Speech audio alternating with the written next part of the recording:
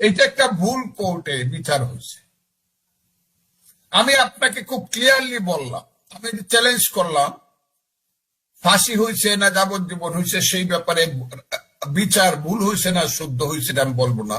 যে কোর্টের বিচার হয়েছে সেই কোর্টটা প্রতিষ্ঠার লগ্নটা বা প্রতিষ্ঠার যে প্রসিডিউরটা সেটা ভুল হয়েছে বলে আমি মনে করি।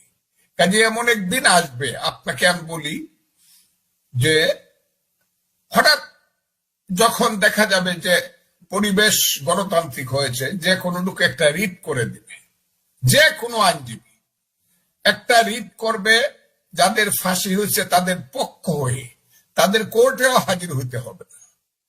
সেই রিটে তারা জানতে চাবে যে 2024 সনে 5ই আগস্টের যারা বিরুদ্ধ শক্তি, যারা পালায় গেছিল, শেখ হাসিনা সহ যারা, তাদের বিচার করার জন্য যে কোর্টটা প্রতিষ্ঠিত হয়েছিল সেই কোর্টটা সঠিক ছিল না বেঠিক ছিল।